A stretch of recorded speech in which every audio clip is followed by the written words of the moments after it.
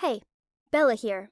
I'm 23 years old, and I have big dreams of becoming a talent architect. I was born in a pretty normal family. Don't get me wrong, I adore my family a lot, but they don't understand my deep passion.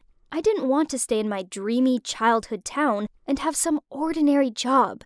I wanted to design amazing houses and eco-friendly hotels. I studied super hard on my degree, and it all worked out, as this major architect company called the Starcross Estate Company offered me a job. And better still, it meant I got to continue staying in sunny California. OMG, talk about amazing! Well, at least I thought it was down to my hard work and talents. You see, my boyfriend Ed also works for the Starcross Estate. I met Ed at a college party a few years ago. At that time, I was still a student and he was an alumnus. We bonded over our love of modern architecture and ecological buildings. It took over a year for me to build up the courage to confess my feelings to him. We were at this cafe near college, and I was so nervous when I mumbled it out.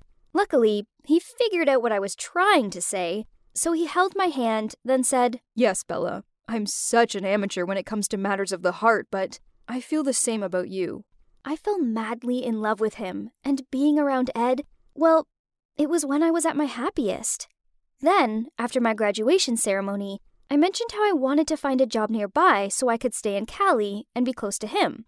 He said there was a position going at his workplace, and if I gave him a copy of my CV, he'd pass it on. He often told me that he could hook me up with a job there when I graduated, but I just thought he was joking. I mean, he was just some intern, right? It was not like he could help me to get a job at a large company like the Starcross Estate. Anyway, I still gave it to him to find a chance. Then a week later, I got called in for an interview. Then later that day, they called me back saying I'd got the job. I almost screamed when I was running to tell him in excitement, but he just smiled and said, "You didn't trust me back then, did you? Congrats, my new colleague." I was over the moon and couldn't wait to start my next chapter. On my first day, I was super nervous, but Ed said I could go in with him. As we walked in, the receptionist looked at Ed and said, "Morning, Mr. Stratford. Your father would like to talk to you in his office." What? I stared at him open-mouthed. He quickly explained to me how he was not only the head of the project management department, but his father owned the company. I'd been dating him for over a year, and he never thought fit to tell me this. It was true that he didn't need to tell me about his family, but this fact was too overwhelming. I had a job in the design department of a prestigious architecture company. And yes, I was the boss's son's girlfriend. This made me kinda awkward. I'd always believed that I could get this job because the company saw my ability, not because the one who introduced me was the heir. But soon, I surely would show that I deserved to be there, regardless of who I was dating. But everything was not that easy. Word soon got around the office that I was Ed's girlfriend, and I was constantly getting dirty looks from other people. Once, I was in the toilet cubicle and overheard some girls talking about me. One girl said, "Talk about favoritism. The new girl in the design department didn't even experience one day as a trainee." Then another girl said, "That bumpkin wouldn't survive for long. Maybe she only lasts a week. Wanna bet?" Of course no. Who will we bet with when we're on the same side? So, hello from the other side. I just couldn't hold it and walked out to see who was bad-mouthing me. And I saw that one of the girls was Diane, who worked in the sales department. What made it worse was she'd always been super nice to me up until this point. I could see their funny faces when they saw me there. "Don't act like that. You are still good girls, not talking behind my back, but my front," I said, then left them frozen inside. I thought that would be the end of it, but it turns out it was just the beginning. Since that day, Diane sneered and made nasty comments whenever I passed her, such as, "Yuck, have you seen the state of her shoes?" And, "Someone should tell her frizzy hair is not a trend." I tried my best to ignore her, but then one time, I got a really strange email from a customer telling me how she was conflicted if she should go with my design or not, after what my colleague told her about me. It turns out, Diane had told this customer that I was an immoral person who stole other people's designs and tried passing them off as my own. Saying snide comments about me was one thing, but bad-mouthing my work? Now, That was a step too far. I waited until Diane came out of her meeting, then I pulled her aside and said, "Look, you can't go around saying I steal other designers' work and use them as my own. I've worked hard to get here, and saying stuff like that is not fair." She snorted. "Yeah, right. You're only here because you went crying to your boyfriend for a job. I'm here because I'm good at what I do." "Whatever. You're not good enough, and he'll see that eventually and choose me instead." What? Suddenly, this all made sense. She was being a mean girl because she had a crush on my boyfriend, and she was jealous he was with me, not her. So I kept my cool when I said to her, "If your problem is Ed, and you think you're good enough to deserve him instead of me, you should focus on him only. Don't change your arrow direction to me and my work. You'll get nothing." Diane seemed really mad. So, okay, the one who should get mad was me, not her. Luckily for me, my boss Jim wasn't like Diane. Instead, he was a really nice guy who didn't treat me differently just because of who my boyfriend was. One time, I was snooping through his profile, purely for project purposes, and I discovered he went to the same college as me, just at different times. I mentioned this to him, and he smiled and said, "Yeah, that's where I met your boyfriend. He's a good friend of mine." Oh, I hated the word boyfriend at work, so I just ignored it and changed the subject. But anyway, it was good news, right? Jim was Ed's best friend, so at least I could trust him and learn from his work experience. Since I'd worked at Starcross Estate, I often had lunch with Ed, Jim, and Ellie. Ellie was Ed's half-sister, and also his assistant. She was really sweet and ridiculously beautiful. The way she talked and acted made me overwhelmed. It wouldn't be an exaggeration to say that she was such the cleverest and gentlest girl I'd ever met. Gradually, I spent more time after work with Ed, Jim, and Ellie. We usually spent all dinner time discussing work. To me, 3 of them were the colleagues that I always wanted to work with. But, except business things, I didn't know a lot about Jim and Ellie's personal life. Ellie was sweet and all, but she was also a kind of private person and somehow distant from others. Except for Ed, of course. And about Jim, he even had never been close to me and only seemed to talk about work stuff. They were both close to Ed, so I wanted to make friends. But, well, maybe they just saw me as their colleague. As for work, yeah, that was going pretty great. But then in true mean girl fashion, Diane struck again. One day, she stormed over to my desk, slammed a folder full of my designs down onto it, and started yelling at me. "You've not followed the customer's requirements, and they're not happy." I replied, "Oh, I'm sorry. I'll fix it right away." "It's not good enough? You're clearly not good enough to be here. Your work's sloppy, and you don't listen." I forced a smile back and said, "Okay, I'll fix it." She didn't let me finish my words, but just rudely walked away while all of my colleagues were looking at me suspiciously. This whole incident made me feel super deflated. I didn't understand it. I reread the design requirements through and had never seen those orders. Hadn't I? I tried to forget about it all and enjoy my evening, as I was out for dinner with Ed, Jim, and Ellie. We were just quietly enjoying the meal as usual when Ed and Ellie had unexpected work pop up and had to leave.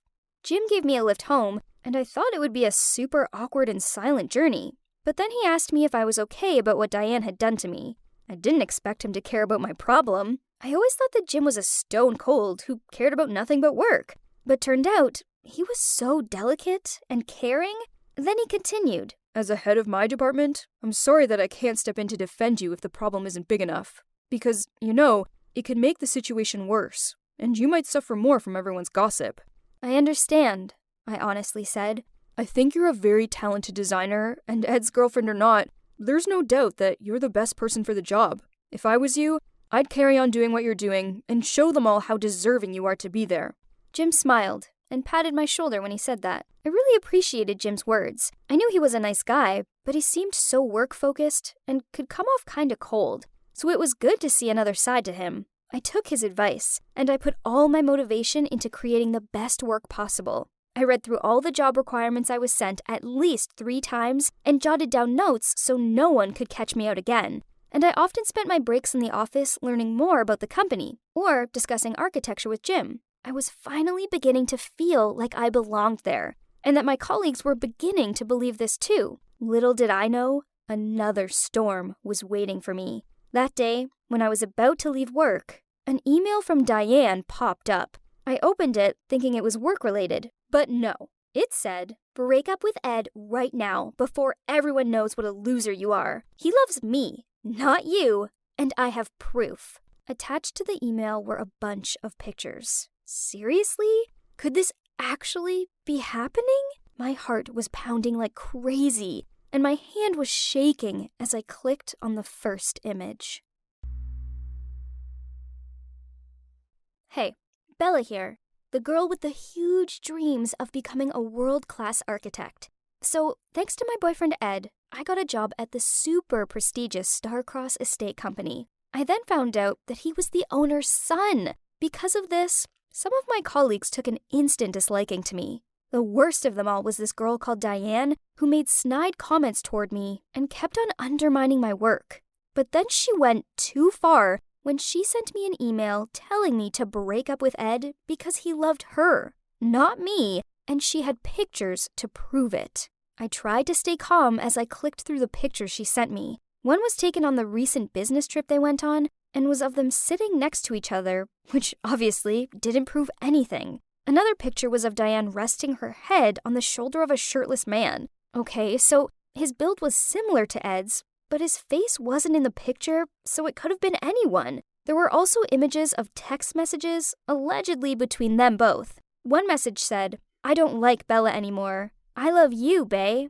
But the fact that Ed used an icon in this message screen capture made me suspect that it was just fake evidence. I knew Ed never uses memes and detests slang. He always types messages out in full sentences with perfect punctuation. As I looked through the images again, I thought that if somebody else sent me this email, I might believe it. But this person was Diane. She showed her jealousy towards my relationship with Ed all the time, so she might do this just to destroy our love. I decided not to let her bother me. So I sent some pictures back to her of Ed and me happy together. Then I prepared to go home. I guessed this made her angry, as the next day she messaged me demanding that I meet her for coffee after work. I tried ignoring her, but geez, she was so persistent. When I blocked her on social media, she bombarded me with messages via her work email. I had to agree to meet her in the end just so I could get some peace. I walked into the cafe to see her drinking a coffee and eating a muffin. She waved me over like we were friends or something,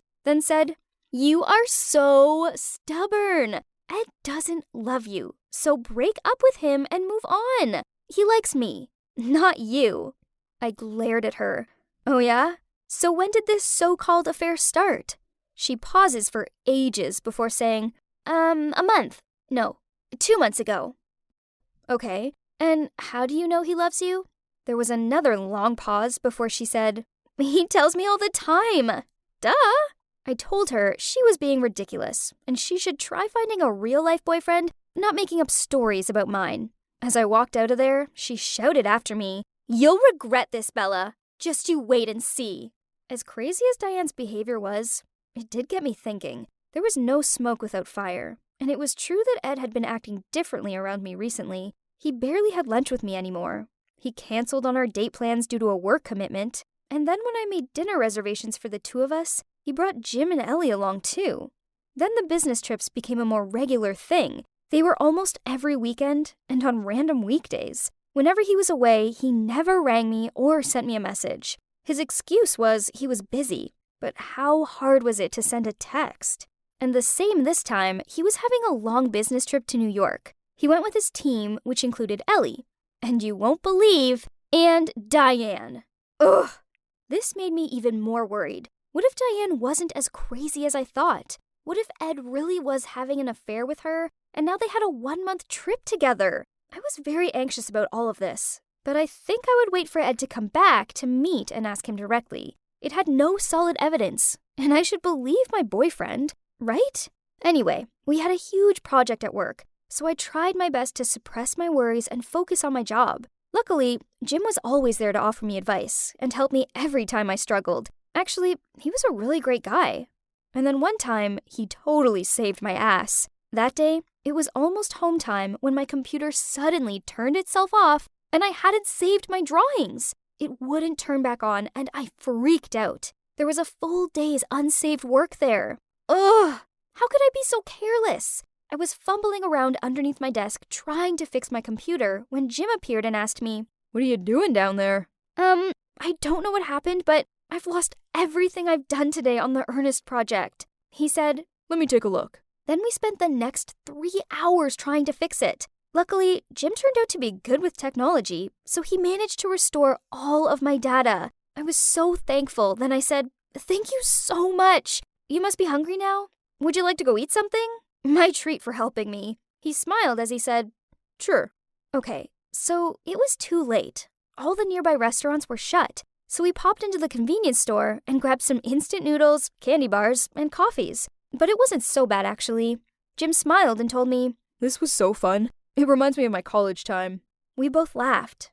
Then we talked about our hobbies and goals for the future and stuff. The next day, I finally got through to Ed. When talking to him, I still appeared to be fine, but I started to tell him more about my problems and pressures at work, and said that I hoped he would come back soon because it would make me more comfortable. I expected him to reassure me and also say that he wanted to meet me too, but no. He told me that lately he was very busy with many projects and I should just ask Jim for work-related help, as he was my boss. Jim was also a close friend he trusted very much and could take care of me when he was not around. I was super disappointed with Ed's answer, so I said, Yep, Jim might be nice to me, but he's my boss, not my boyfriend. He didn't have any responsibility for staying by my side and protecting me like what I need from you. You've changed, Ed. You don't want to be with me anymore, do you? Bella, stop overthinking. I'm on a work trip. I'm busy. That's all. I was so mad, and I hung up and I refused to return his apology message. Then, for the rest of the week, I put all my focus into work and tried to block all things Ed-related out of my mind, but it was hard. I missed him like crazy. Then the weekend arrived, and I was relaxing with a book when I heard my doorbell. A part of me was hoping it would be Ed, only when I opened the door, I saw Jim standing there. He said, Hi, Bella. Sorry for just showing up. Ed asked me to take you out. I think he's afraid you're in stress overload with work or something. On hearing this, I didn't know whether I should feel happy or sad. So Ed did care about me, didn't he? But then, why wasn't it him at my door, not Jim? So I said, Thank you. That's really nice, but I'm not really in the mood. He replied, It's no bother. In fact, I know just the place to make you feel better. You may even get some inspiration for our project. To be honest, I was kind of curious. And if it was work-related, then it would be dumb to miss out, right? To my complete surprise, he took me to the new Museum of Architecture. There were so many amazing models on display, and Jim was a great tour guide. He even led me into a room displaying a 3D model of a city hanging in the air. OMG! It was incredible! I hadn't smiled so much in a long time. Being around Jim was great, but he didn't make me feel like I wasn't good enough or make out I was overthinking things. Instead, I could relax and just be me. Afterward, we went to a wine bar and he bought me a cocktail and we sat down in this cozy booth. He smiled at me and asked, How do you feel now? I replied, Much better. Thanks. And thank you for persuading me to go out. I've wanted to go to that museum for ages, but it seems Ed's always too busy to take me. Anyway, thank you. I had a great time. We started on the shots, and it wasn't long before I began to feel tipsy. The problem was that the more I drank, the more emotional I felt, and before I could stop myself, I ended up pouring my heart out to Jim. You know what? Recently, I'm not fine at all. I'm stressed at work. I'm stressed with all this Diane drama, and now even Ed is stressing me out. He raised an eyebrow. Ed? Really? Why are you worried about him?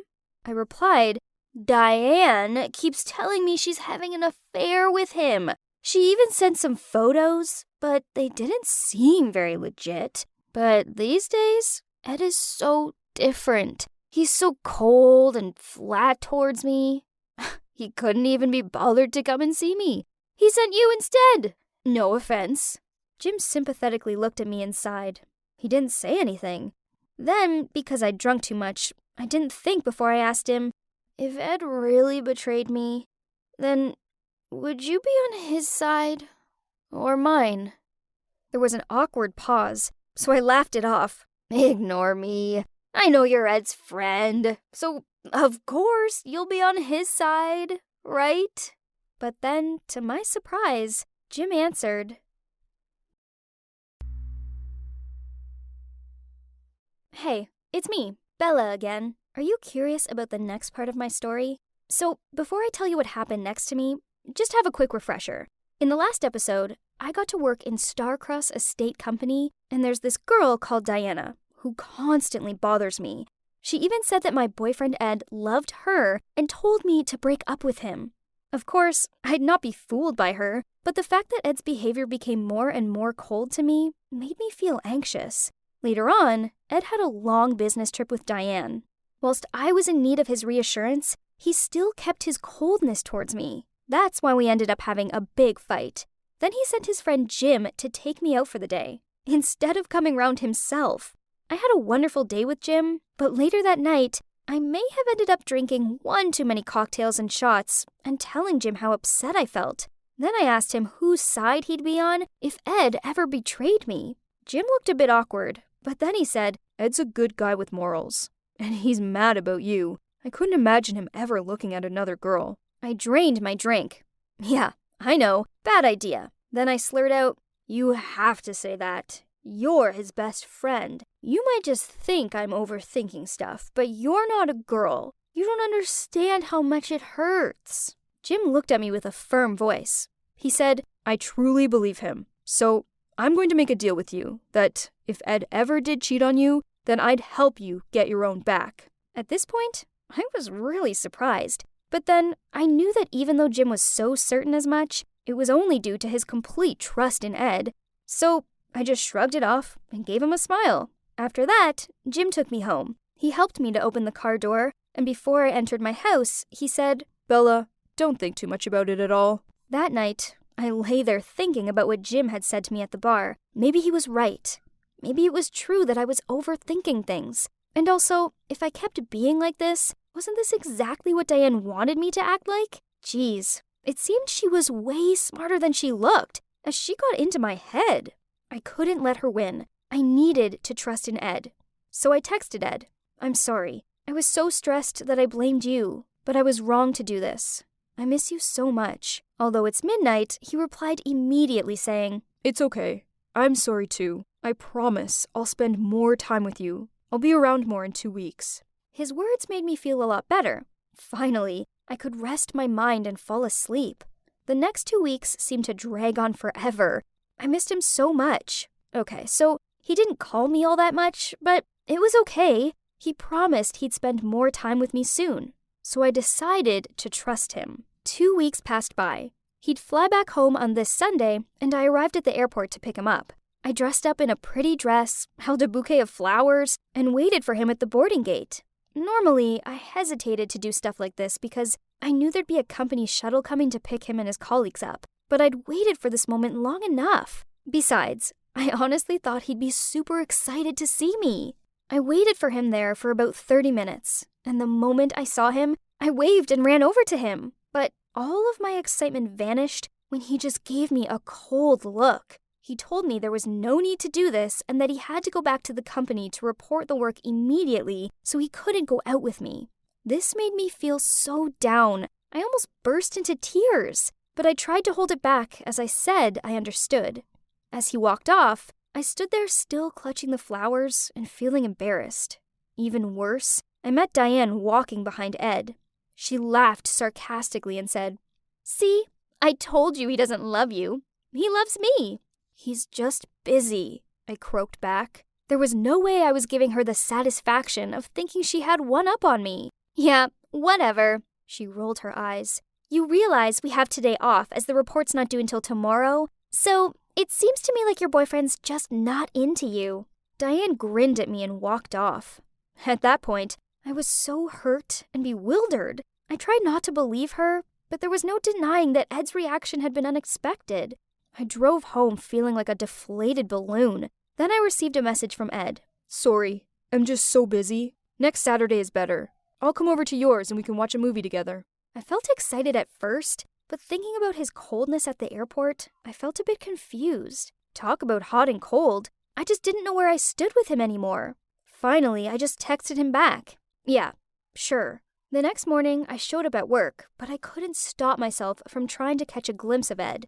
For the rest of the week, I kept an eye on him to see where he went, what he did, and if he met anyone strange. When he said he had to work overtime, I even called Ellie to check if he was being honest, but she confirmed this.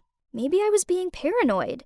One day, after a long working day, I felt a bit stressed, so I called Ed and said I wanted to go out with him to let off some steam. He messaged back saying that he had some family thing he couldn't get out of. I was disappointed, but I ended up going to the mall with my friend instead. We were sitting in the foyer eating donuts when I saw Ed walking into a jewelry store. This was so strange. What was he doing here? And why had he lied to me?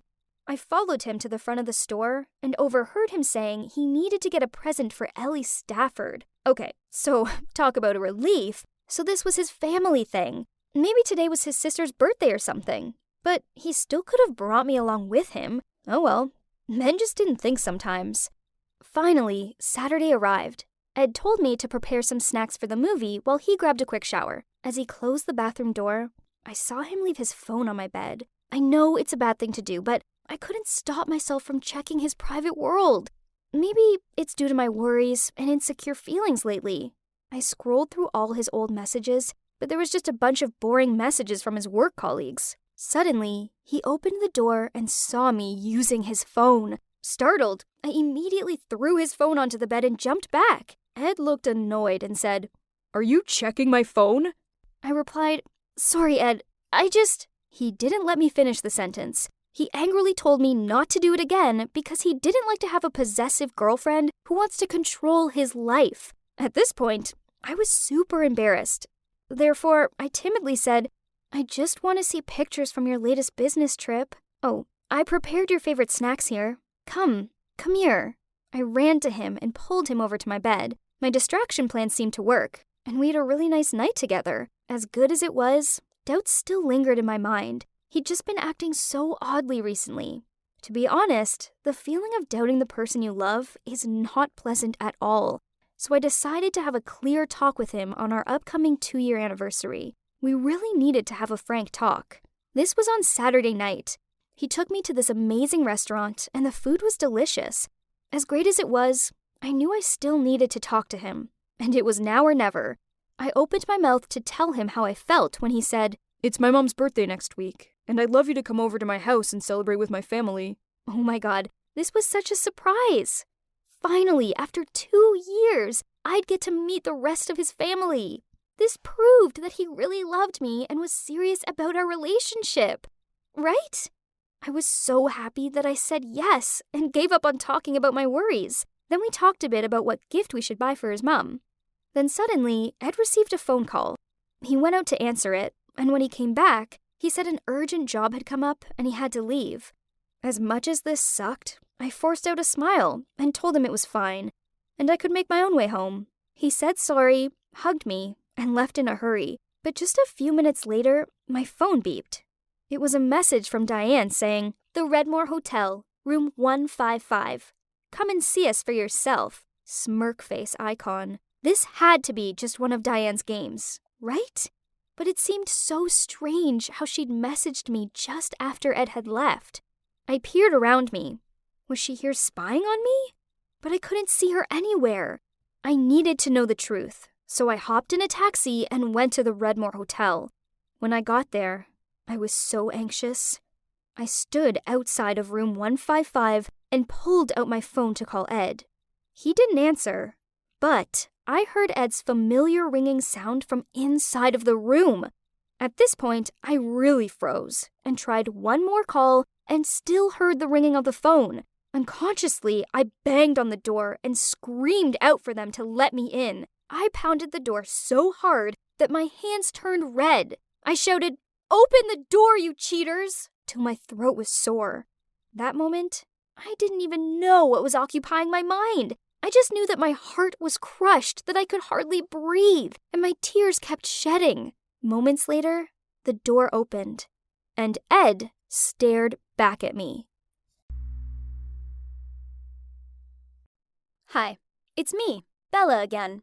From the outside, it seemed like I'm a lucky girl who was achieving her goals one by one, From an outstanding rich kid boyfriend to a dream job. But somehow, my life was going downhill uncontrollably. I was standing in front of a hotel room, banging the door, and hoped that my boyfriend wasn't inside. I didn't understand. Just a few minutes ago, we were together at our 2-year anniversary. He was so caring and sweet, and he even invited me to his mom's birthday party. Everything was great until his phone rang.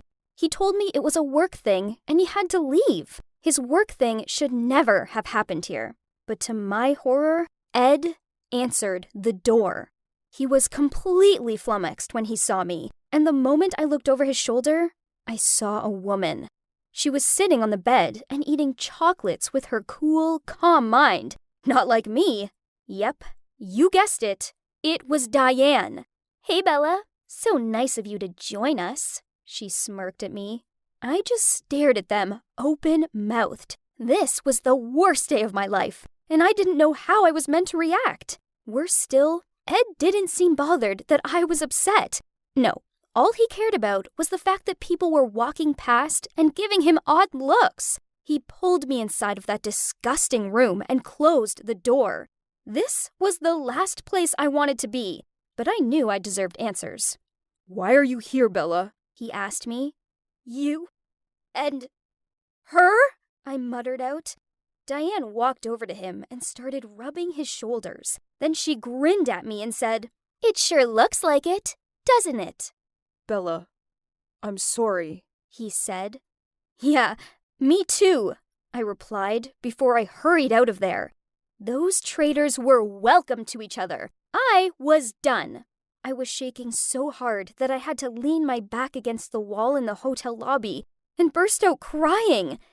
Jeez, my heart ached so much. I wanted to hate Ed, but I still loved him. Worse still, I was still wearing the prettiest dress ever. At the start of the night, I'd felt like a princess, and now I felt like anything but a loser. I arrived home in tears, feeling so heartbroken and ashamed. What was wrong with me? How could he hurt me like this? Then my phone beeped. It was a message from Ed. "I'm truly sorry, Bella. I will make it up to you." What? How exactly did he intend on making it up to me? Was he going to give me a pay raise or get me promoted? Geez, how could he not see that this couldn't be fixed in that way? He'd ruined what we had. And what for? A bit of fun with some mean girl? I didn't even know who Ed was anymore.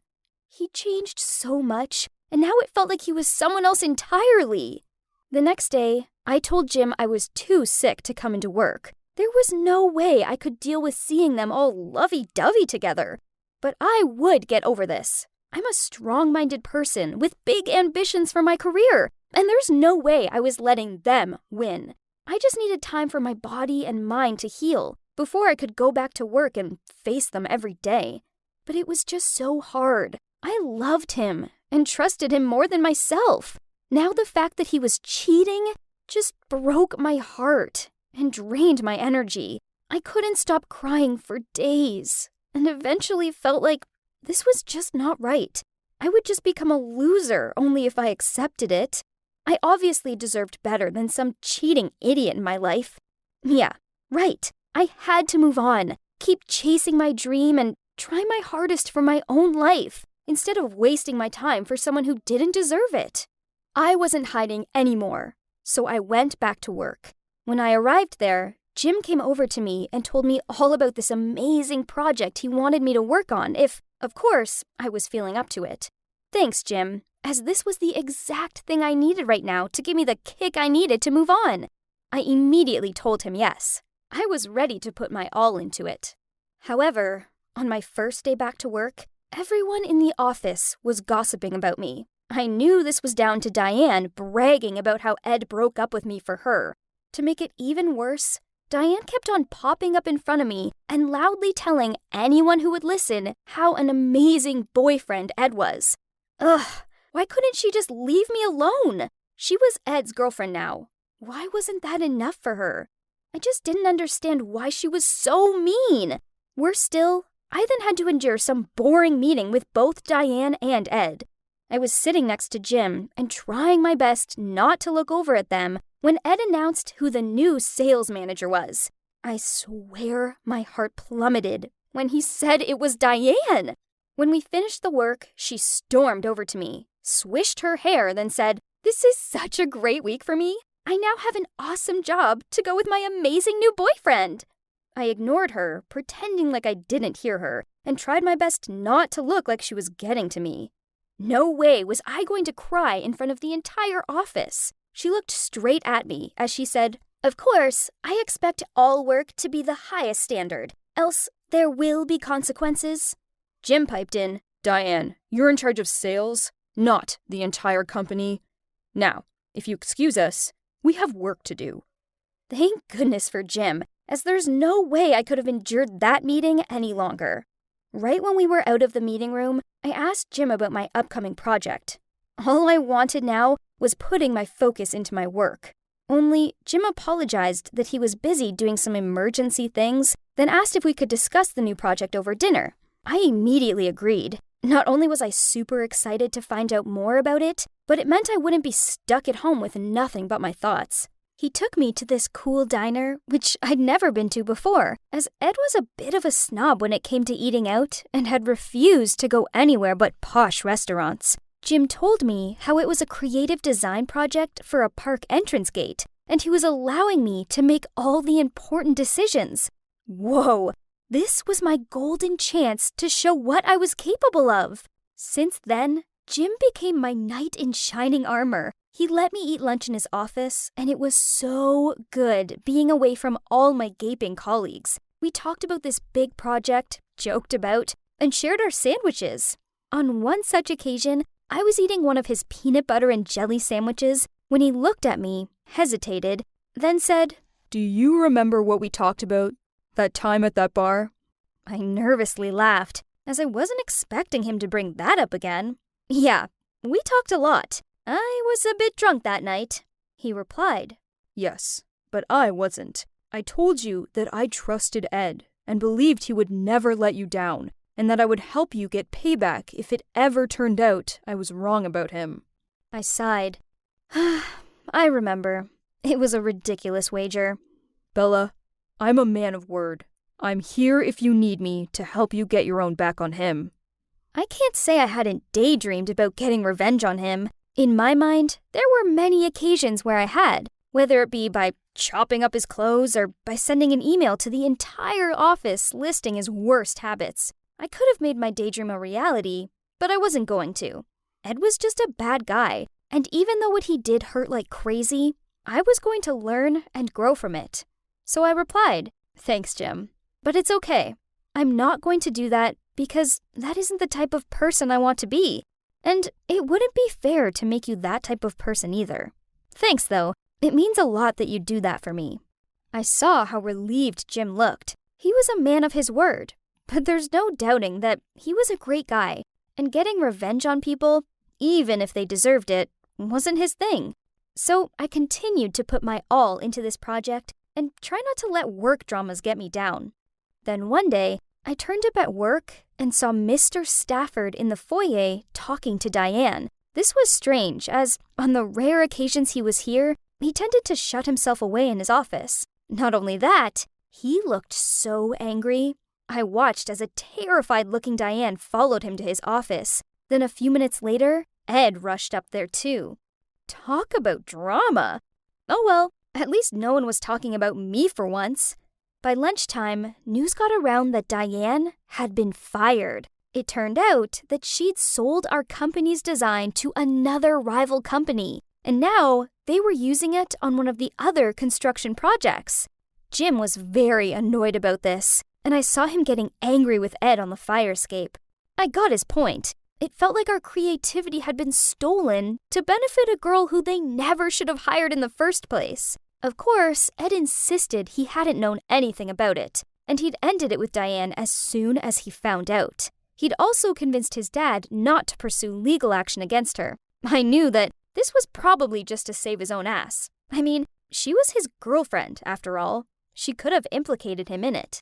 Now, thanks to Diane, we'd have to change some of the design elements on that project. This was a massive undertaking, and my teammates and I had to work overtime, and it was intense. One morning, I walked into work feeling tired and lethargic at the prospect of another long day when I saw a bunch of roses on my desk. I opened the card to see they were from Ed, with a note saying, Bella, I miss you so much. Please give me another chance. Ed. X. Wow. He'd just broken up with Diane, and now he wanted me back?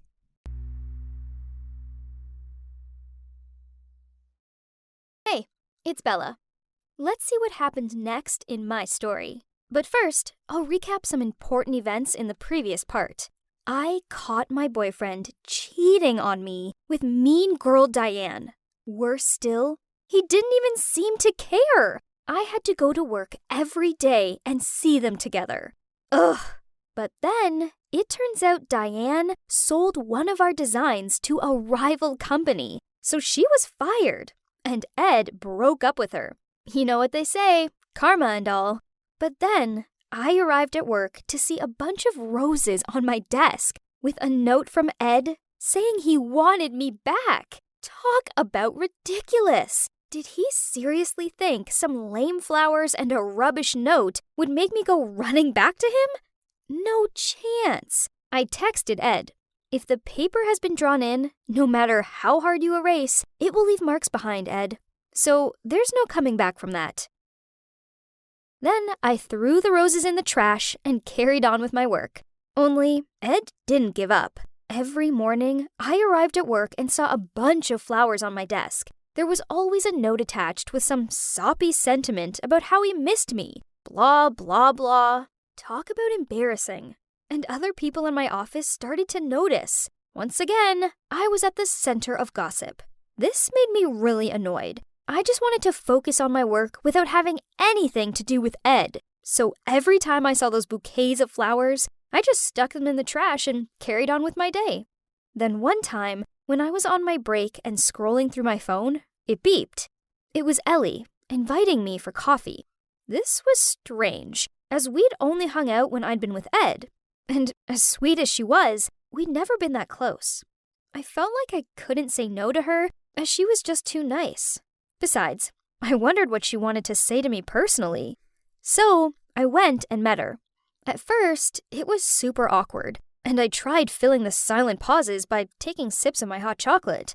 Then she said, Bella, I can see that the situation between you and Ed seems tense, so I want to help you two deal with it. Recently, I found Ed very upset. I know he acts like this strong, emotionless man at times, but it's all a front. Really, he's just a sweet, caring guy who knows he messed up. He made a dumb mistake, and now he's paying for it. He misses you so much, and now he's finding it hard to focus at work. I replied, I don't know, Ellie. I don't believe a word he says anymore. She replied, the whole Diane thing started when he was on a business trip, and he was feeling lonely and stressed. I know that's no excuse for what he did, but he knows now how much he messed up. Can you find it in your heart to forgive him? Ellie paused, noticed my hesitant look, then continued. He's been so down since you guys ended. I'm worried about him. He isn't himself, and people at work are starting to notice. Hearing Ellie say this confused me. I had no idea he cared this much. It had honestly felt like he wasn't that bothered, and the flowers were just for show. But perhaps he really had changed back to the Ed I loved and cared for. And maybe I was being selfish, not giving him another chance. I sighed, then said, I get it, and I'll think about it, but it's not just that easy to forget the past. Ellie said she understood, and we chatted for a bit. Our conversation got me thinking a lot, especially about Ed-shaped things. There's no denying the fact that I still loved him, but would I have been foolish to give him another chance? Ed continued to send me daily flowers, but now it was also other gifts too, such as a box of my favorite donuts, a cuddly kitten plushie, and a signed copy of this amazing design book. He was certainly putting in a lot of effort, so maybe he really did still love me? To be honest, the words in his notes touched me, and reminded me of the sweet memories from when we were together. But whenever I think of Ed and Diane's affairs, I felt uncomfortable, and if I went back to Ed, that feeling would linger on me for a long time. I really didn't know what to do. One night, I decided to take a walk to clear my head, and just happened to meet Jim as he was coming out of the convenience store.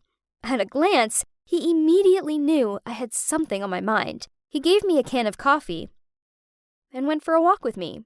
Jim broke the silence. Is this about Ed? I muttered out, "Yeah, is it that obvious?" Well, your desk has been like a florist recently, so I figured it had something to do with him. Does he want you back? I gave a nod of my head. He said, But you're still so confused, right? I laughed. Are you reading my mind? Call it an educated guess.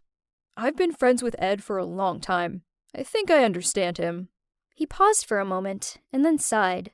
But it turns out I don't. I really don't want to see you suffer, Bella. I asked, "So, what do you think? Should I go back to Ed?" Jim gently replied, No, Bella, you shouldn't. You deserve a better person. Someone who truly loves you, not someone intent on playing mind games. Think about it. He just sends you flowers and gifts. But has he actually come and told you how he feels to your face? Okay, so Jim had a point. Not once had Ed come and apologized to me. And it wasn't like he didn't have plenty of chances. We worked at the same company, for goodness sake. But what if he was too shy? Maybe it was because he didn't know whether I'd truly forgiven him or not, so he wanted to wait a while. Geez, this was difficult. I knew what Ed did was wrong, but I still loved him. And all the flowers, gifts, and love notes were getting to me. I knew it wouldn't be long before I caved and took him back because, as much as he'd hurt me, I longed to believe he still loved me as much as I loved him. After much pondering, I came to the decision that I wanted to give Ed another chance, but he'd have to make me truly believe in his love first. I was going to tell him this after work. But first, I had some work meeting with Jim, Ed, Ellie, and some of our other colleagues. After the meeting, Jim and I packed up and left the conference room first. On the way back to our seats, I found out I'd left my phone in there. And Jim came with me as he wanted to talk to Ed about something. As soon as I got to the door, before I opened it, I heard Ellie talking about me inside. "Hey, so Bella is going to your parents' wedding anniversary, right?" Then Ed said, I don't know. I'm still working on it. We haven't got back yet. Ellie replied, "What are you doing? You must hurry up or else your parents will know you're lying." She paused a bit, then continued, "It was all due to your carelessness to let your parents find out about that night. You need to make them believe that the girl who spent the night in your room was Bella. If they think it's Diane, you'll lose everything." What were they talking about? Why was it related to me? Whatever it was, I knew that he must have stayed with Diane, and now he had to lie to his parents that he was with me instead. Ed wanted to get back to me not because he still loved me, but just wanted to use me to cover for him. I immediately fell to my knees. Tears kept falling.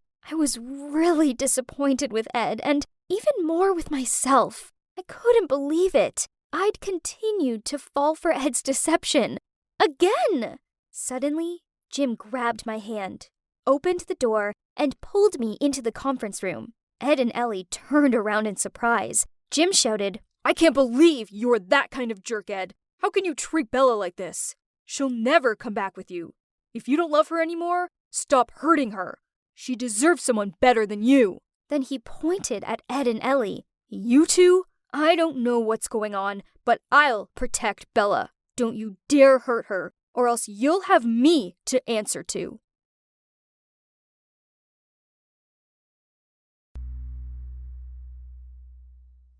Hi, it's me, Bella again. Do you still remember my complicated love story with Ed, who's turned out to be the son of my big boss? Thank God I found out how much of a cheating jerk he was and broke free from that relationship. But then he again started to try hard to get me back. All the flowers and gifts must prove he still loved me, right? So I decided I was going to give him another chance. Only before I was able to tell him this, I overheard him talking to Ellie. It was pretty clear from their conversation that he only wanted to get back with me to hide the fact that he was still with Diane. Jim overheard them talking too, and he led me into the room and confronted them by saying, "You two? I don't know what's going on, but I'll protect Bella. Don't you dare hurt her, or else you'll have me to answer to."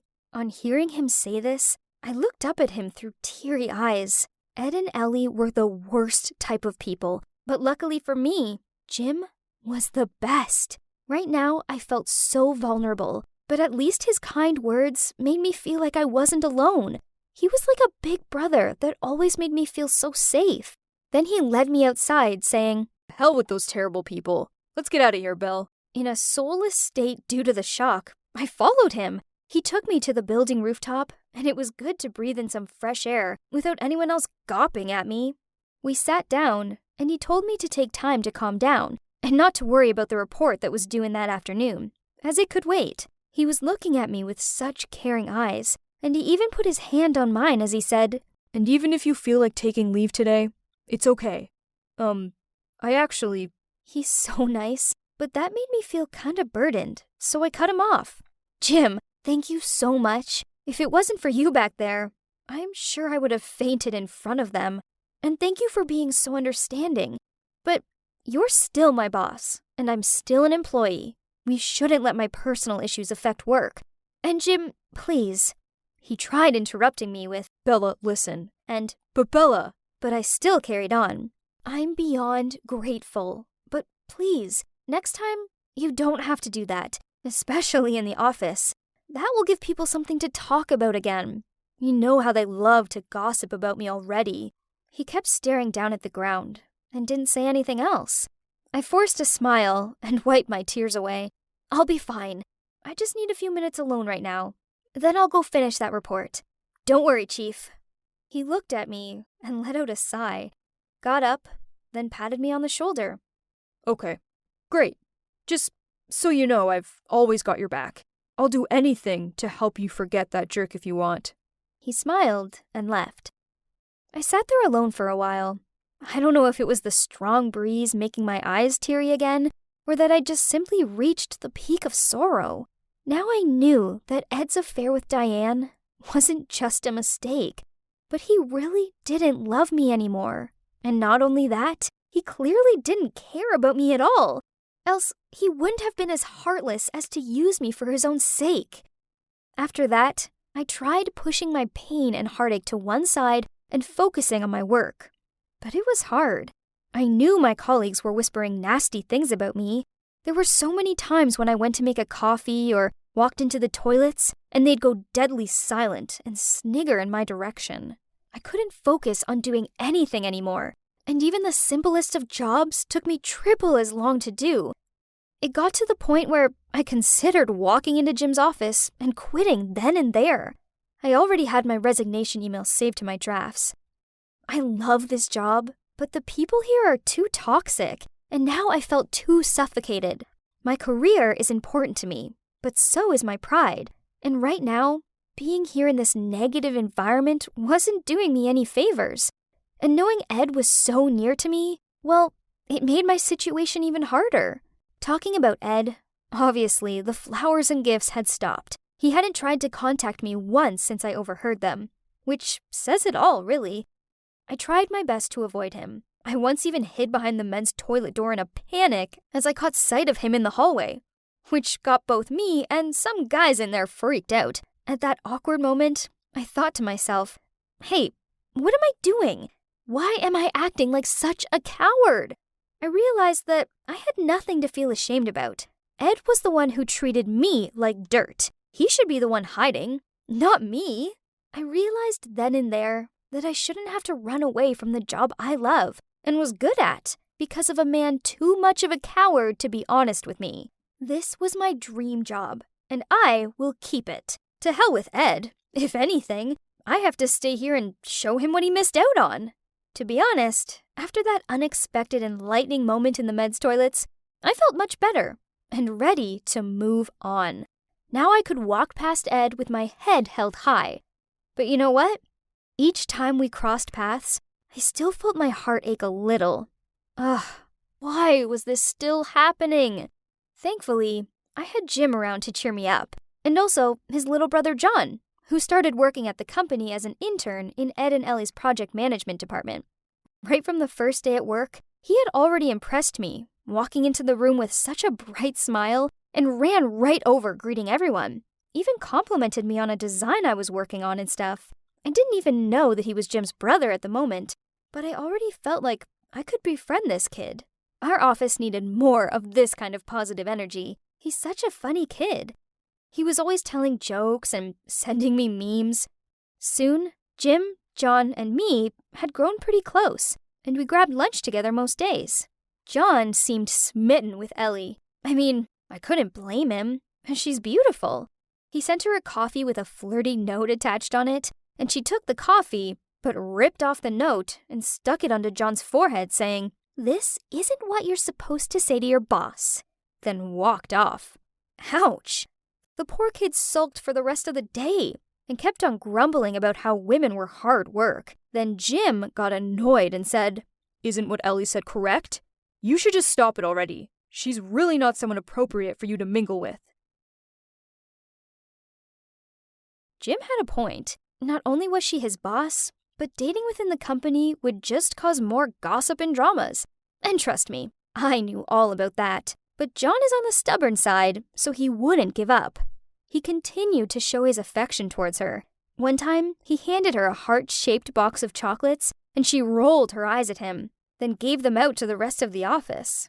Ed caught sight of that and found out, and everyone could see he wasn't happy about that. I mean, she is his sister and all, so he was always giving John dirty looks and making him do all the boring jobs. One time over lunch, John was annoyed because Ed had given him a bunch of work to do over the weekend. So he said to me, "Oh my God, Bella, I don't understand what you ever saw in Ed, but thank God we're all done with him now. You deserve so much better." Then he patted Jim while he was sipping on his coffee and almost caused him to choke on it. Then said, "See? Look at our Jim. He's nice. He's handsome. He's right in front of you. What are you waiting for?" Jim quickly glared at him, then smiled at me, joking, "Excuse me for my dumb little brother." I giggled. These two really had helped me through all the tough times, and I was so grateful to have them both around. But things were about to change, as Jim was assigned for a month-long overseas business trip. I can't deny that I felt kinda worried about being at work without him there. Suddenly, I felt nervous and kind of empty imagining the long month ahead, but at least I still had John. He would keep me sane. I just hoped Ed wouldn't cause me any issues, as dealing with them without Jim having my back would be tricky. The night before Jim's flight, the three of us had dinner, and John kept on pushing Jim to drive me home after that. On the drive home, I joked with him about how I actually felt nervous that he'd be absent for a while. He looked all serious, but didn't say anything back, like he was thinking something. I had to clear things up, so I said, "Hey, don't worry, I'm just joking. Come on, smile for me. I won't get to see this smile for another month, right?" He gave me this soft look, then said, "I'll be back soon. Just wait for me." When we arrived at my front door, I wished him a safe travel, and he waved, then drove away. But as I was on the porch step, rummaging through my purse to find my door key, I suddenly felt a hand on my shoulder. Startled, I turned around to see Jim. I was stuttering. Jim? Why? He cut me off. "Don't say anything. Just listen to me first, Bella. I love you."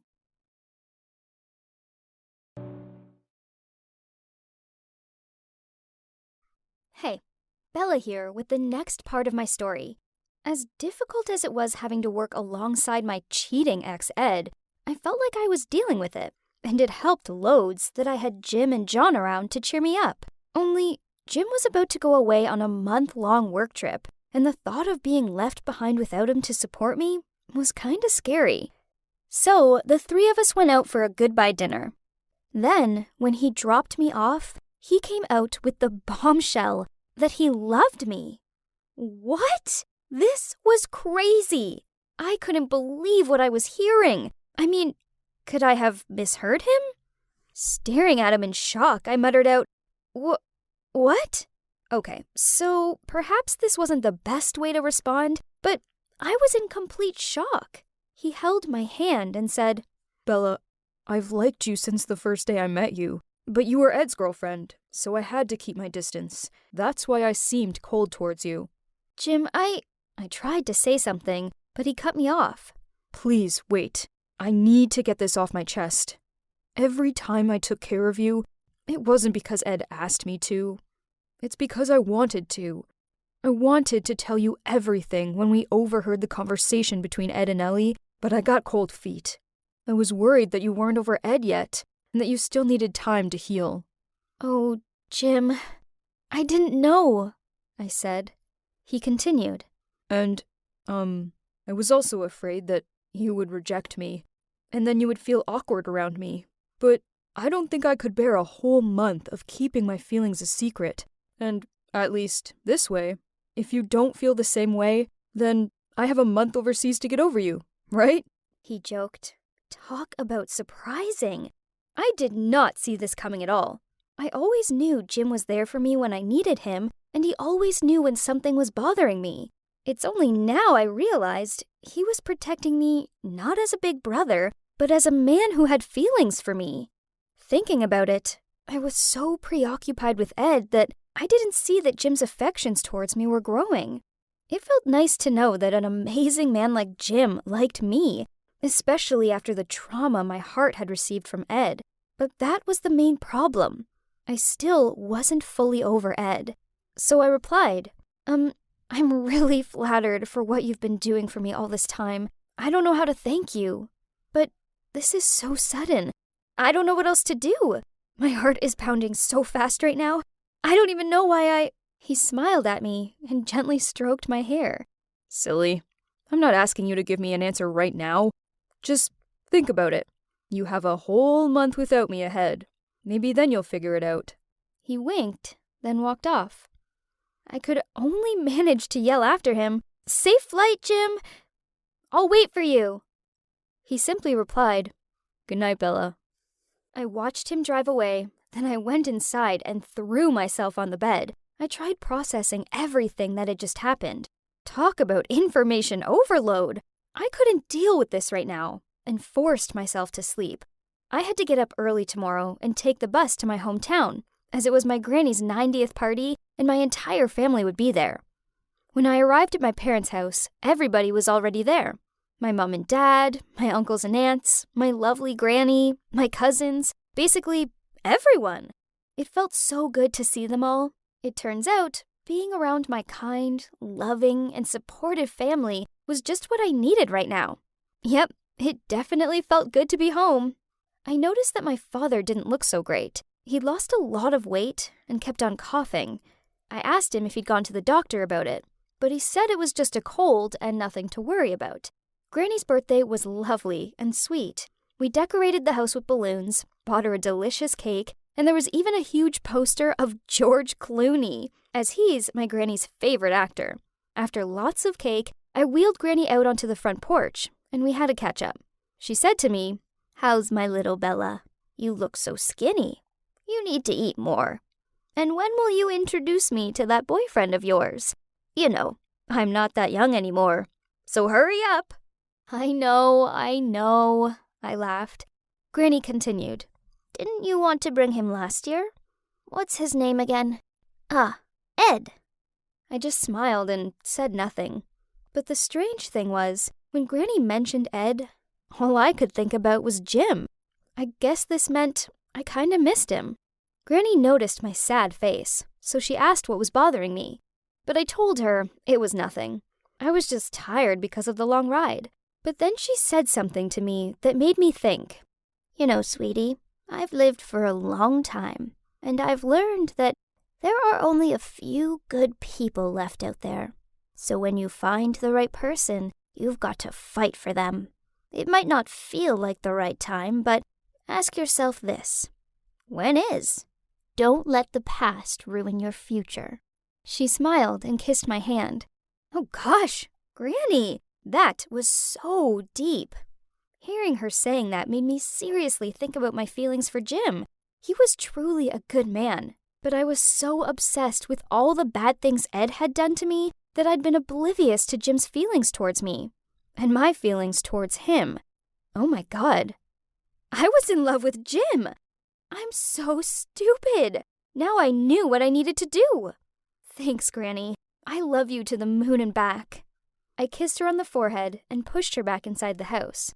I went upstairs to get my laptop and to send my resignation email, which I've been keeping in my drafts for these past few months, and I sent it to Ed. Yes, that's correct. I finally did it. I quit my job. I wanted to end the dramas in Starcross Estate and begin a new chapter in my life with Jim.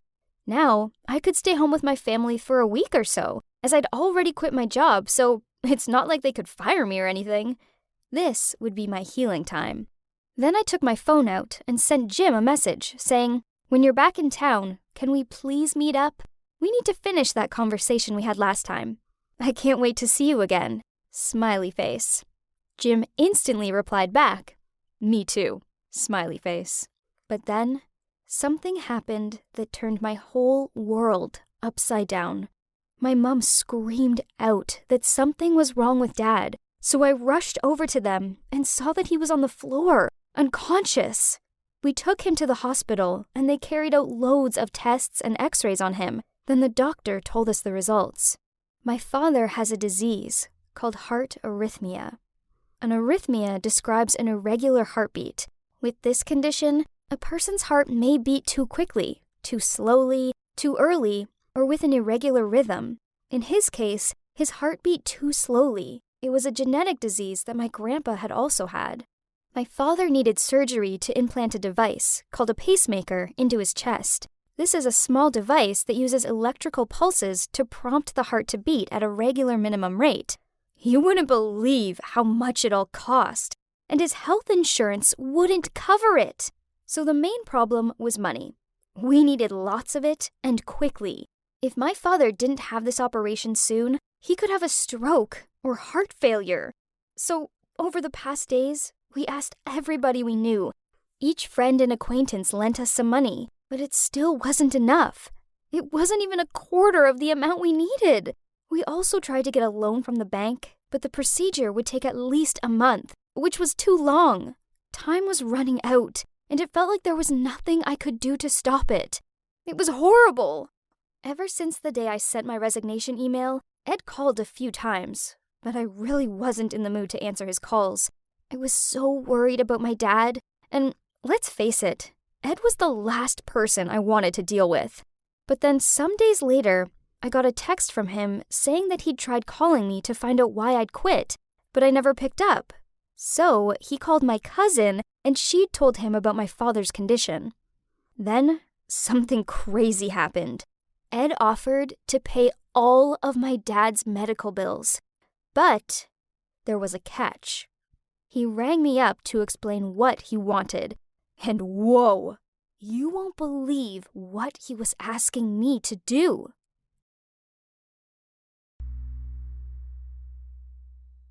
Hey, it's Bella again. I'm here to tell you the next part of my story. And trust me, you won't want to miss it. So, being back home with my family made me realize that I needed to make some positive changes in my life. So I emailed Ed and quit my job, and I decided to stay with my family for a few weeks before Jim got back from his business trip. Then I was going to go back and confess my feelings for him. But then I found out my dad was sick and he needed surgery. Ed found out and messaged me saying he'd pay for everything, providing I followed his demands. Whoa, his conditions were insane. Firstly, I had to stay at the company. And secondly, he wanted me to go with him to his parents' wedding anniversary party and pretend to be his girlfriend.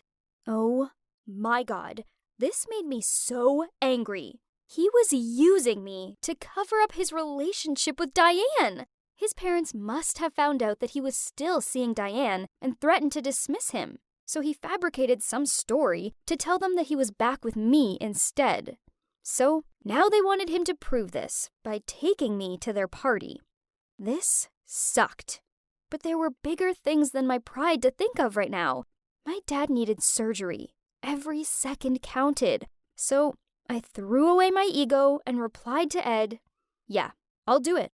He hung up, and I realized something.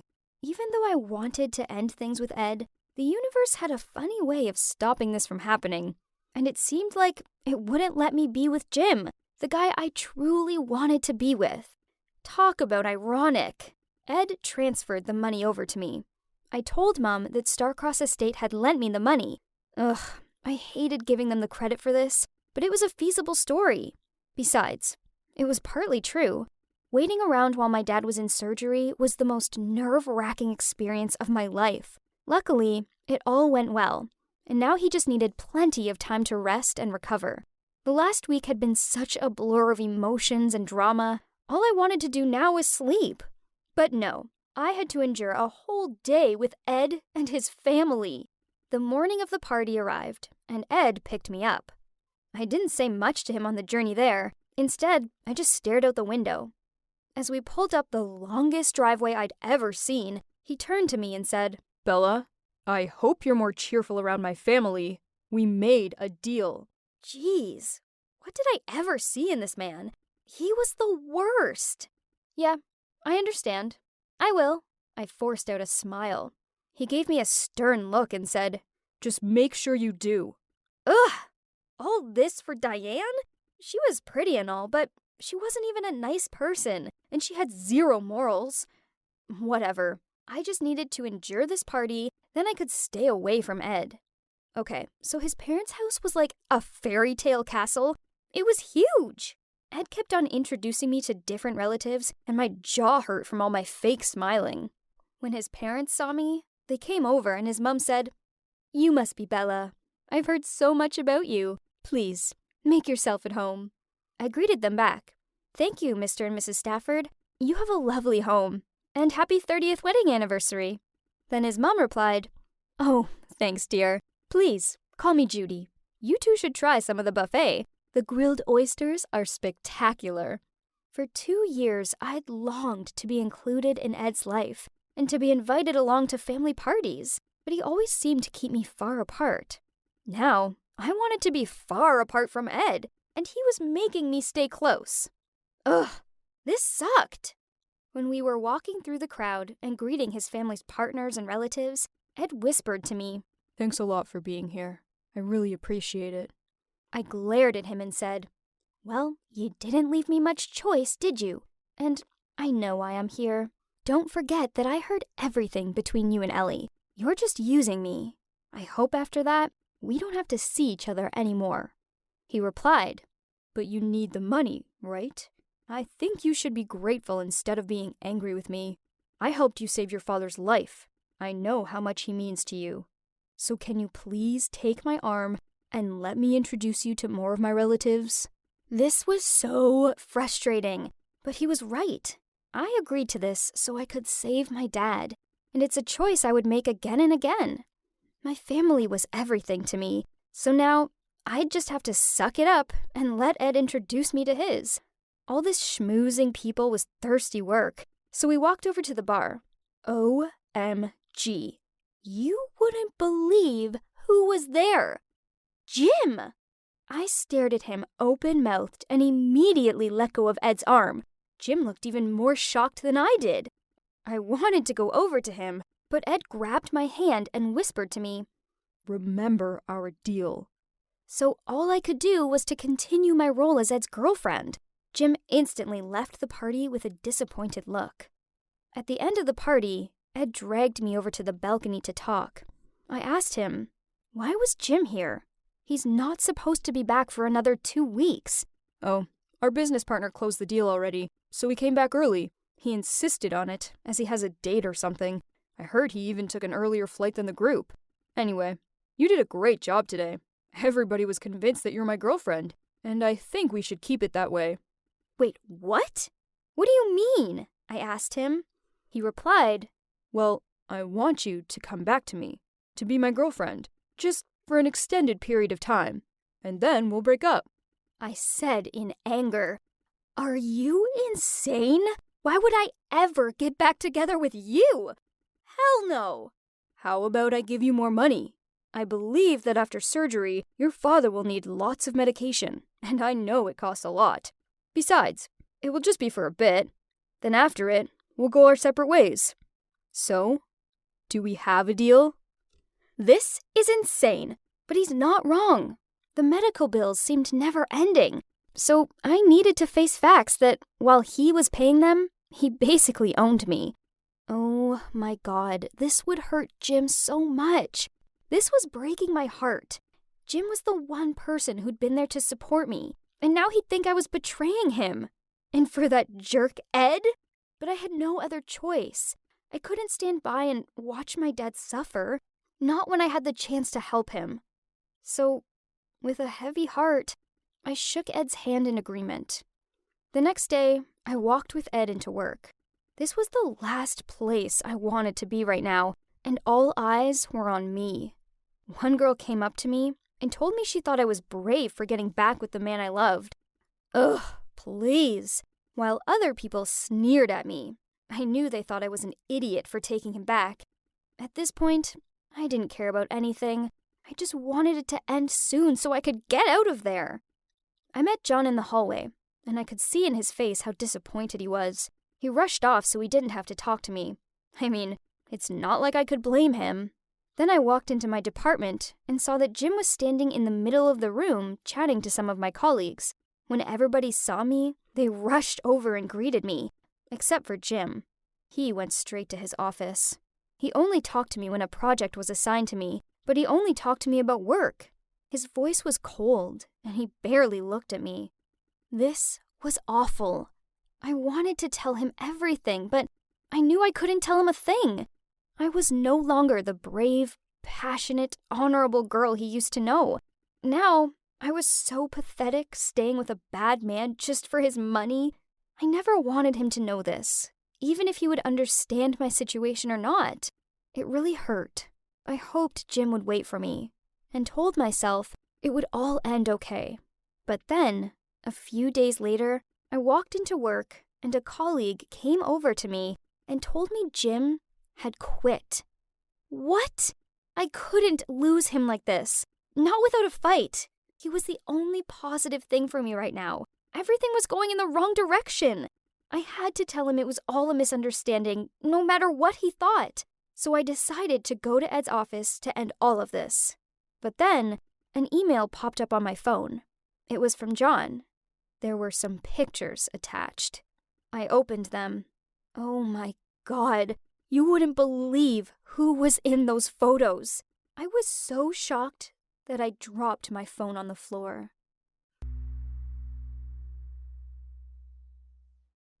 Hey, it's me, Bella, back with the penultimate episode of my story. So, I was stuck pretending to be Ed's girlfriend, and in return, he was paying for my dad's medical treatment. I couldn't predict Jim took a flight back home sooner and appeared to be right there to see me and Ed together. I just wanted to tell Jim everything, but eventually, mine and Ed's thing was not just a one-off. I had to continue our fake relationship so he would cover my dad's medical bills. Worse still, Jim's quit his job, and I didn't even get the chance to explain myself to him. And just when I thought things couldn't get more complicated, John emailed me over a picture, and oh my God, I was not expecting to see this. I stared at the picture, dumbfounded. Ed and Ellie were kissing passionately in a car. And although their faces weren't clear, it was obviously them. I walked towards Ed's office and barged in without knocking. Ed and Ellie were there, and on seeing me, they raised their heads and looked at me with puzzled eyes. After a few minutes of silence, I calmed myself down and stammered, How is this? You two are siblings, right? Talking was getting me nowhere, so I showed them the photo. Ellie immediately grabbed the phone out of my hand and said worryingly, Bella, calm down. Please, listen to me. It's not what you think. I can explain. Ed stopped her and said, "Are you sure we should?" They looked at each other confused for a moment, and then Ellie sighed and replied, "There's no other way now." My heart was beating like crazy. I had no idea what was going on, but I had a feeling I was about to find out. Ellie told me that it was true. Her mom and Ed's dad used to be in a complicated relationship. They broke up and went their separate ways years ago. Later, her mom had her and became a single mom, but Ellie knew who her dad was, and it was definitely not Mr. Stratford. Wait, what? So you guys are not siblings? I couldn't believe my ears. Yes, Ellie continued. When I was 17, my mom got sick and found out she just had a few days left. In a desperate attempt to secure my future, she told Ed's father that I was his daughter. I knew this wasn't the truth, but back then, it was the only way. Ed came to Ellie to show his encouragement. "I was so mean to her at first. I hated her for being my dad's unacceptable past.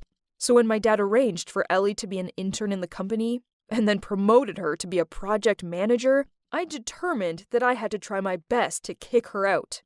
Oh, so that was the reason.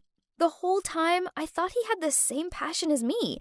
But right from the start, his target was all about her. Ellie sat me down and said, "Ed was so childish back then."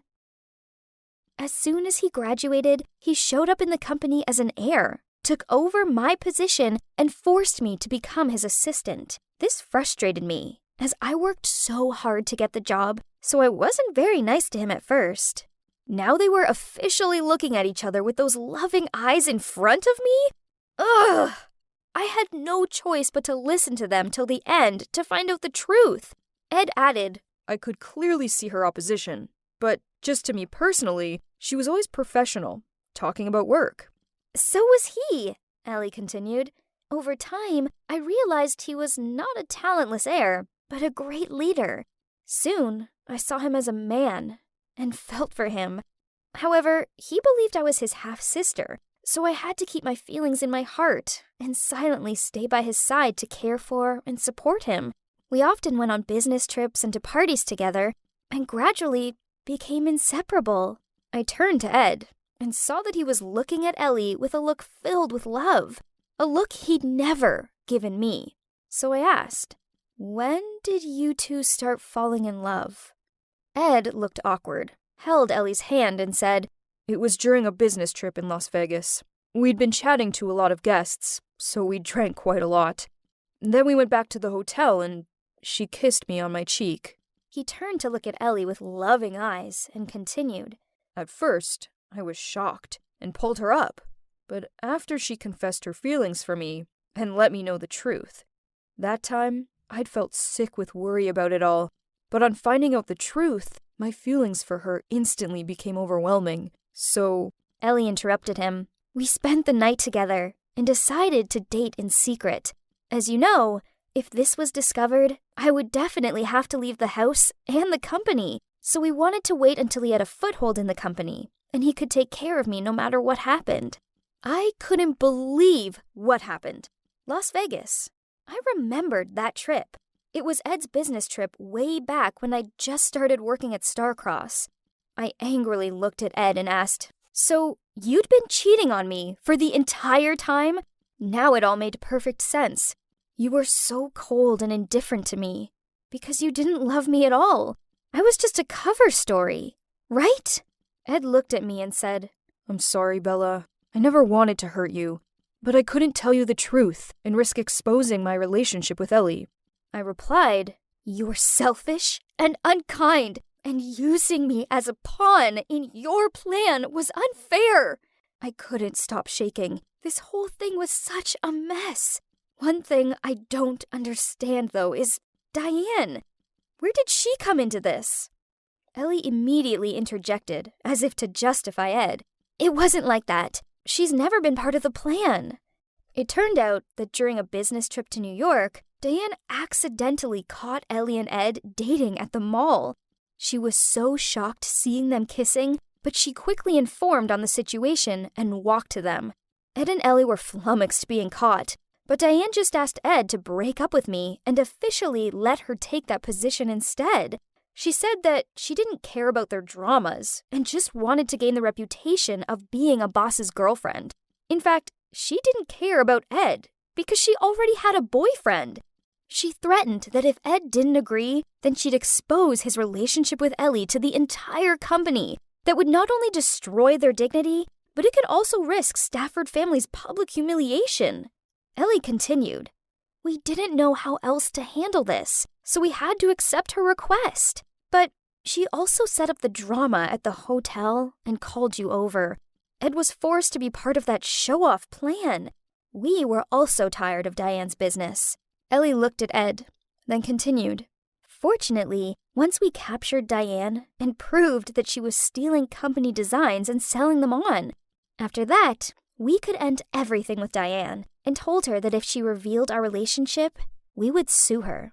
When Ellie finished talking, Ed turned to me and said, I know I was cruel to you, Belle, but I had to. It helped us keep this secret for a while. "Then why did you come back to me and insist on fixing our feelings?" I shouted angrily at Ed. The two of them looked at each other for a while. Ed explained to me that one day, when his parents were on a business trip, Ellie and he arranged to enjoy a romantic night in his room. Suddenly, his parents came back and entered without knocking. Ellie escaped in time, but Ed's mother still noticed a girl had just been in his room. At first, they thought it was Diane, and they weren't happy about it.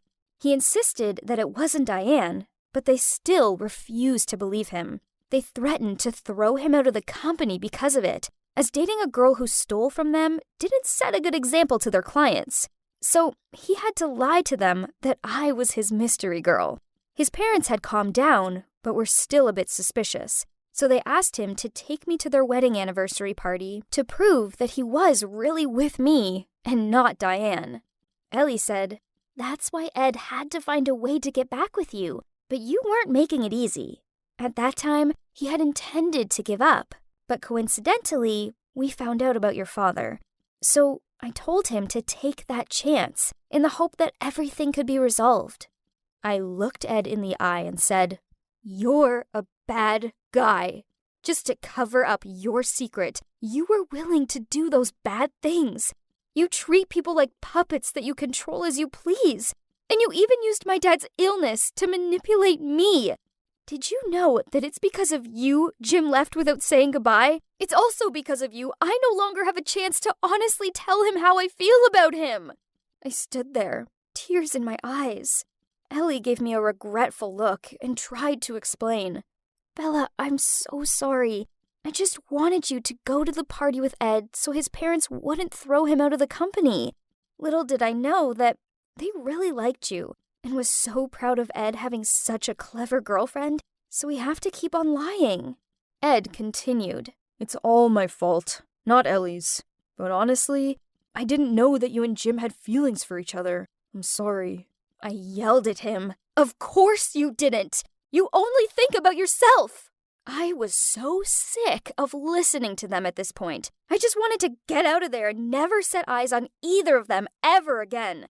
But then Ed's phone rang. It was his mum.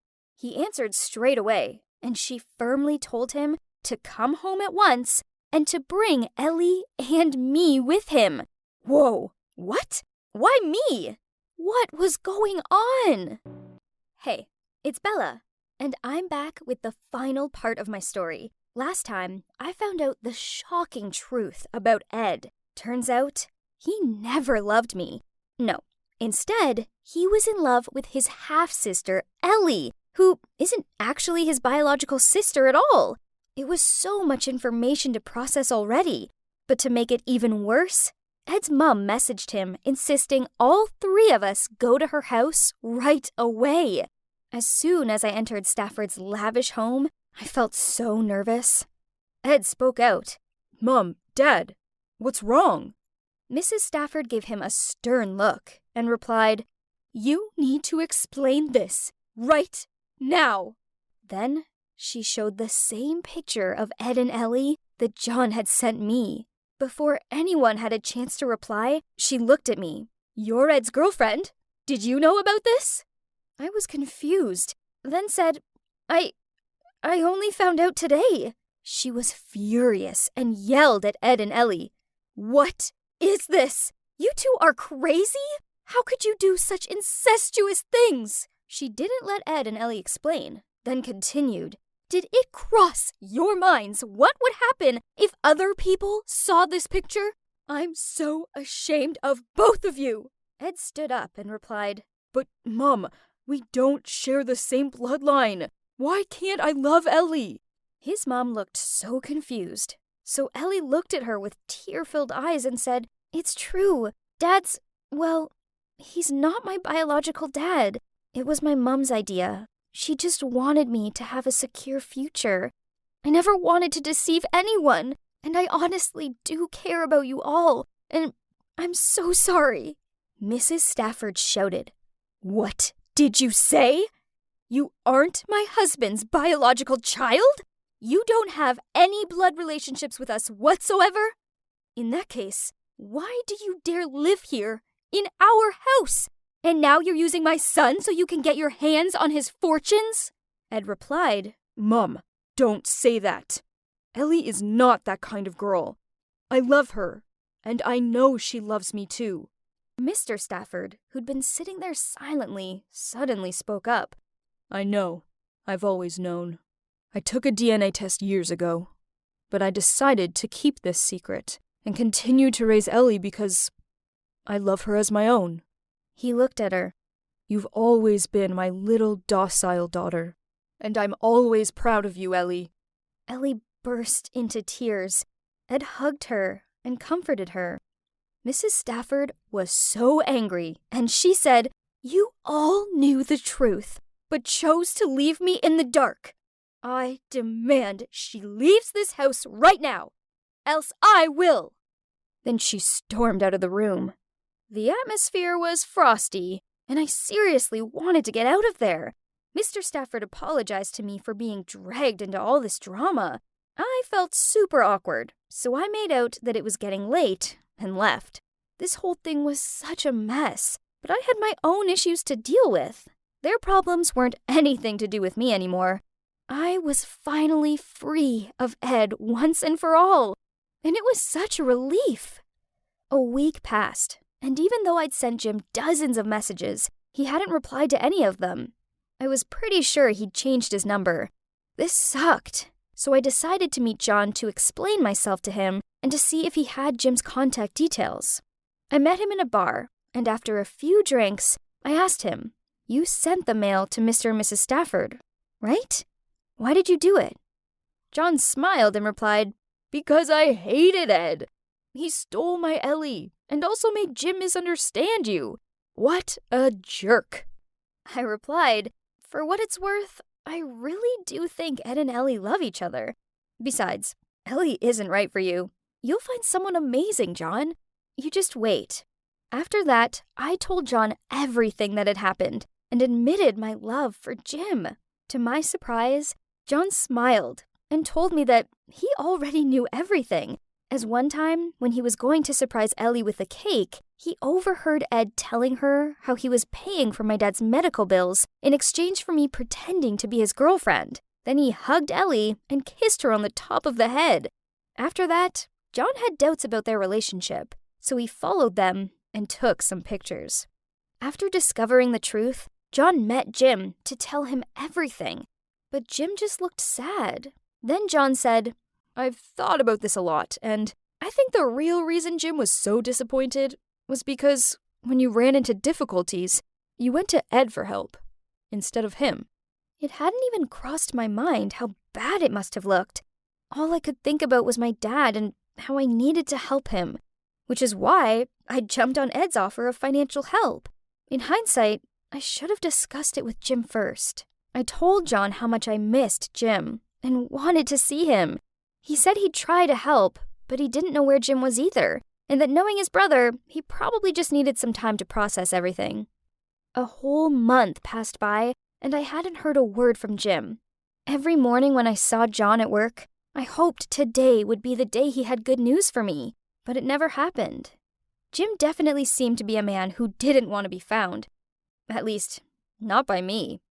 I missed him like crazy and just wanted to hug him tight so that he couldn't disappear.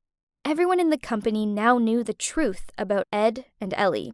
At first, they were shocked and talked about nothing else.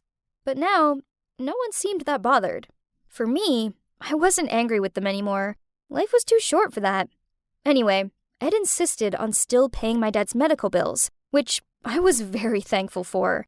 One day, Ed and Ellie suddenly texted that they wanted to meet me. I was kind of curious, so I met them at a cafe near our company.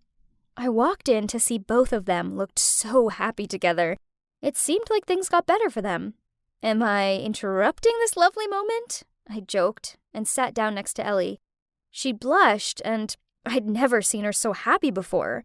Ed told me that his parents seemed to accept their relationship. Even Mrs. Stafford was beginning to mellow down, and she hadn't kicked Ellie out. Then Ellie said, "We wanted to make amends for everything we put you through, so we found Jim for you." Then she pulled out an envelope from her bag and said it was Jim's address and a letter of recommendation if I wanted to apply to the company where Jim was working. Was it real? I couldn't believe it. Finally, I'd found him! There was no more time to waste, so I packed my bag and hopped on a plane. Even though it was dark when I landed, I went straight to the address Ellie had given me. When I was walking in the courtyard of the building with my suitcase, then suddenly, I saw someone. OMG. It was Jim! I couldn't believe it. I dropped the suitcase and ran to hug him. At first, Jim looked shocked and tried to push me away, but then he hugged me back. Jim drove me to a riverside near his apartment. We sat silently, drank beer, and looked at the lights sparkling from the buildings. I asked him, "This place is great, huh? Do you come here a lot?" He stayed silent for a while, and then replied, "One time, I found it when I was jogging. Sitting here with some cans of beer is awesome, so I often come here when I feel tired and miss you." What he said had crushed my heart. I turned to look at him. He'd lost some weight and looked sad. I told him the truth about what had happened and said, "I'm so sorry. At that time, all I could think about was saving my dad." So when Ed called me and said he would help me, I didn't think twice. And I also thought that the deal would end soon, and I just wanted to hide it all. It's all my fault for not thinking about your feelings, but you also left me without saying anything. Even your own brother doesn't know where you are. Jim spoke out. "I didn't tell John, as I knew he'd tell you, and I needed to be alone. When you ran into difficulties, you didn't need me. You just..." Without letting him finish his sentence, I cried out, "You didn't even give me a chance to explain. You just left me. I miss you like crazy." Jim rushed to hug me, wiped my tears, and comforted me. "I'm sorry. It's all my fault. I shouldn't have left like that. I really miss you too." We kissed, and I still wondered if this was just a dream. Finally, I'd found him, and I definitely wasn't losing him again. When we finished kissing, I looked up and saw a shooting star. OMG. It was such an amazing end to the perfect day, and I took it as a sign that we were meant to be together forever. That was it. After that, I got a job at the company where Jim was working and officially moved into his apartment. Oh, and we're getting married next month, and I can't wait. If in doubt, then you should follow the wise words my granny once told me. There are only a few good people left out there. So when you find the right person, you've got to fight for them. It might not feel like the right time, but ask yourself this: when is? Don't let the past ruin your future. So basically, you should always follow your heart and not let what's meant to be pass you by.